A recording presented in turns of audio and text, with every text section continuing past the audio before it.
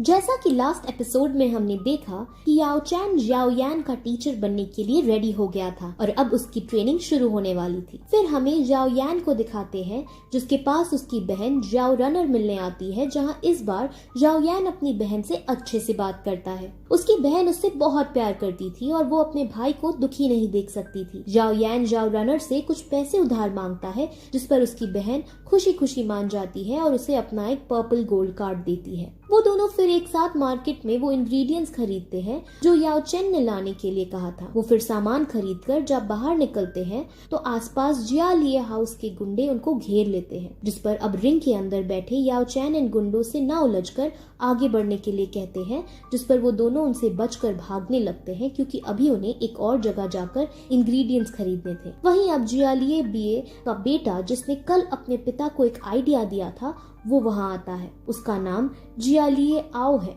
और वो इतना बेरहम है कि जो भी उसके सामने आता है, यानी गलती से अगर कोई उससे टकरा भी जाता है तो उसे तुरंत मरवा देता है। वहीं याओ यान अब एक दुकान पर पहुंचकर लेवल 1 की वुड कोर की मांग करता है। वो खरीदारी कर ही रहे होते हैं कि अचानक जियालिए वहां आकर तबाही मचाने लगता है, जिसको रोकने अब जियाओ यान जाता है। वहीं जियालिए आओ के आदमी उसे चारों तरफ से घेर लेते हैं और अब जियालिए आओ भी वहां आकर उसको मारने ही वाला होता है कि तभी उसकी बहन याओ रनर वहां आकर उसे बचा लेती है। जियालिए आओ याओ रनर को देखता है, उससे बदतमीजी से बात करके उससे फ्लर्टिंग वे में बात करने लगता है और कहता है कि इससे तो मैं ही शादी करूंगा। याओ यान को बहुत गुस्सा आता है, लेकिन तभी वहाँ याओ क्लैन के गार्ड्स आने वाले थे, इसीलिए जियालिए आओ वहाँ से चला जाता है। याओ यान फिर सभी इंग्रेडिएंट्स को लेकर ट्रेनिंग करने बैठता है, जहाँ याओ चैन अब उन इंग्रेडिएंट्स को यूज करके एक लिक्विड पोशन बनाते हैं और याओ यान की ट्रेनिंग फिर स्टार्ट होती है।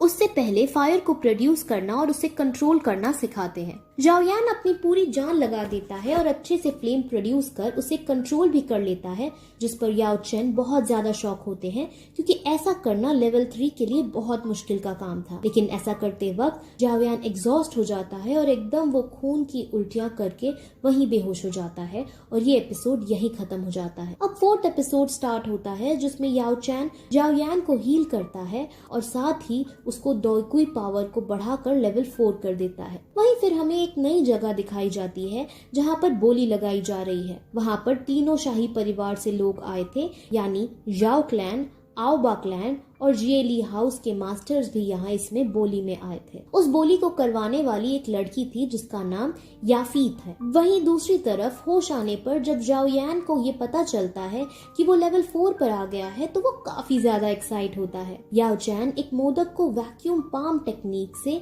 हवे में उठाकर खाता है और अब याओ यान भी एक टेक्निक सीखने को कहता है, जिस पर याओ चैन कहती है कि ये टेक्निक ब्लैक टेक्निक की लो लेवल की है, लेकिन इस टेक्निक को सीखने पर तुम 1 टन का पत्थर भी उठा सकोगे और अगर तुमने इसमें महारत हासिल कर ली तब तुम दुश्मन के अंदर का खून भी निकालने में सक्षम होगे। ये टेक्निक एक तरह की आयरन पाम की मदद से की जाती है, जो याओ यान ने पहले ही एक शॉप से खरीद ली थी और जो उसने आयरन पाम खरीदी थी उसके अंदर फायर की भी पावर थी। अब ये सब देख याओ यान फुल मोटिवेट हो उनसे ये सब सीखने के लिए रिक्वेस्ट करता है। अब थोड़ी देर बाद याओ यान अपनी फैमिली के कॉम्बैट एरिया में जाता है।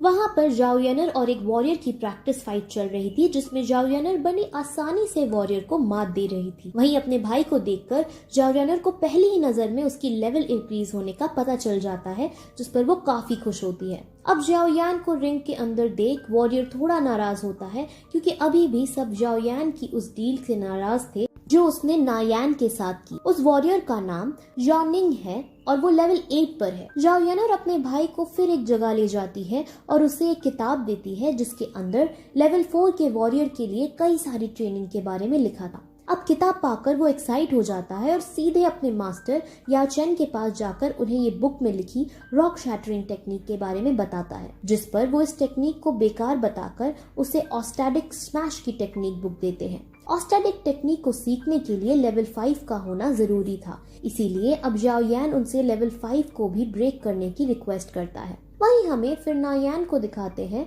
जो एक पर्वत पर बैठ मेडिटेट कर रही थी। वहीं याओ चैन और याओ यान एक जंगल में जाते हैं जहां लेवल 5 तक पहुंचने की ट्रेनिंग उसकी शुरू की जाती है, जहां पर उसकी बॉडी को स्ट्रॉन्ग बनाने के लिए उस पर कई अटैक किए जाते हैं। ये टेक्निक ब्लैक टेक्निक के अंदर हाई लेवल में आती है और जो उसमें महारत हासिल कर लेता है तो वो 8 गुना ज्यादा शक्ति से अटैक कर सकता है।